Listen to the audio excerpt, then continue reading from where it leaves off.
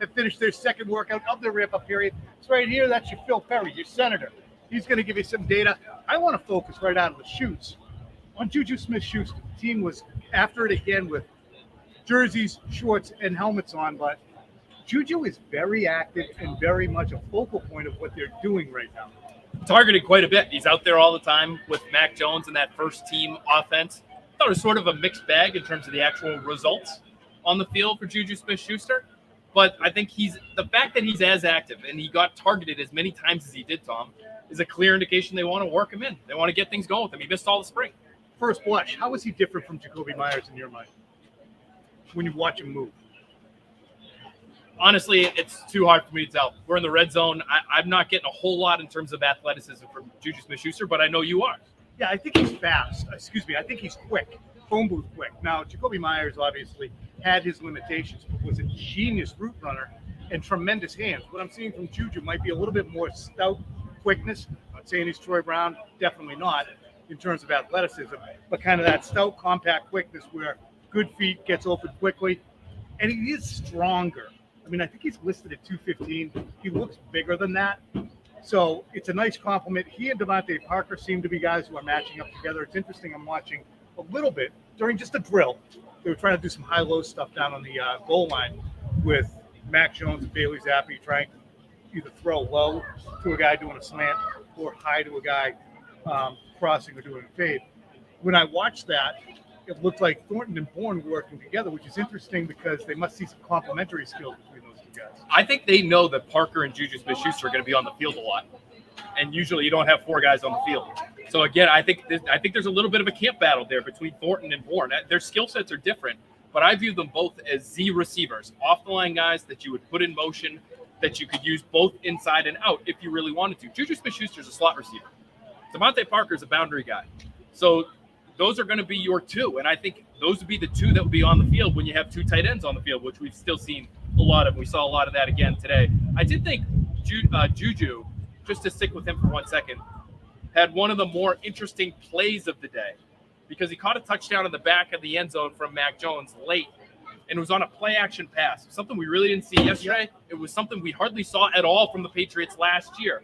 They worked in a lot of play action today. Even though red zone was the focus, I thought in terms of the scheme, play action became a bigger part of what they were doing today as opposed to yesterday. They pulled Cole Strange, sort of that old Gronk play. Yep. So you're faking the power run with the pulling lineman, and then you hit the defense over the top. That was Juju Smith-Schuster on the receiving end of it. I think we're going to see a lot more of that this year. I think it's encouraging, too, to see Juju Smith-Schuster simply out there after having missed a fair amount of time in the offseason. Again, we're going to ask him about this momentarily. You can catch on NBCSportsBoston.com and tonight on Training Camp Central and early edition his response. But how much pressure is there to succeed a guy who was as productive as Jacoby Myers was? We're going to get to that with Juju.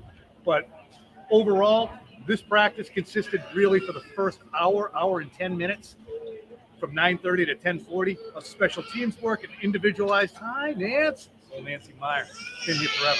Shouldn't call her old. Seasons.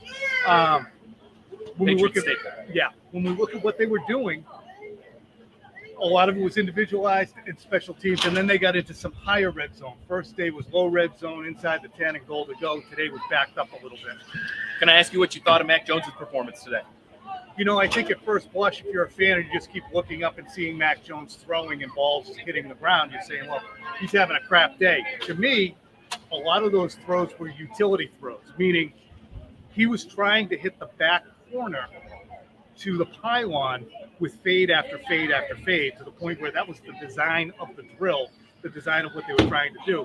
So the defense knew where he was going, and it was more of an accuracy throw than, hey, you got to complete this throw. So accuracy-wise, numbers-wise, it's going to suck, but I will say this, it comes clearer and clearer with every different drill or period that there's no quarterback competition.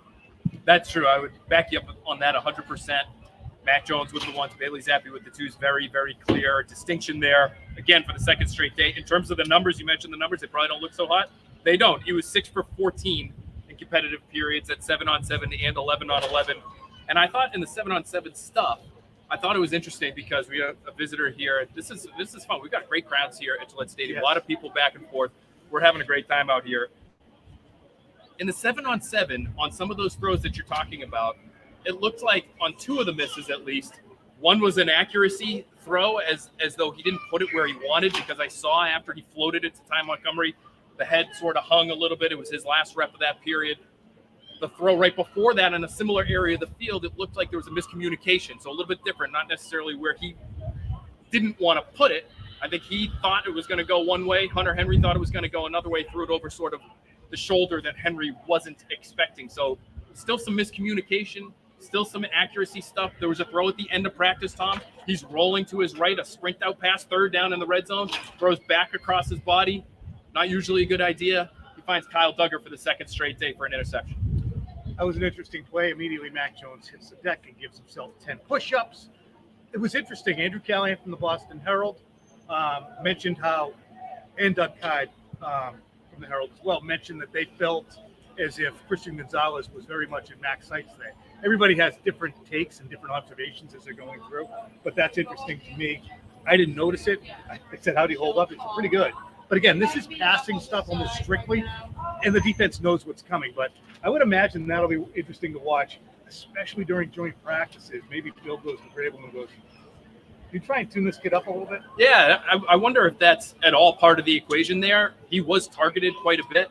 He gave up a long touchdown to Devontae Parker on the first play of 11 on 11's nice adjustment from Parker, sort of looking from over one shoulder to over the other for what would have been, 25-yard touchdown or sort of that high red zone area. He also got his hands on a ball on another throw where Jones is rolling out and throwing across his body. So that's something that I wonder if that will be a coaching point today. Hey, this isn't, generally speaking, what we're looking to do, especially in that area of the field. On the pick to Duggar, because it was third down, because it was in the red zone, I wonder, and we'll see if we can get anybody to tell us this, was it one of those situations where he said, last play of the game, you're down 5, you got to get it into the end zone here? Because if it wasn't that, if it was first down in the first, if it was third down in the first quarter, tie score, you throw that one away and you kick the field goal. I thought that was a decision he made earlier in the practice. So these situations in the context, it's different depending on what part of the practice you're talking about.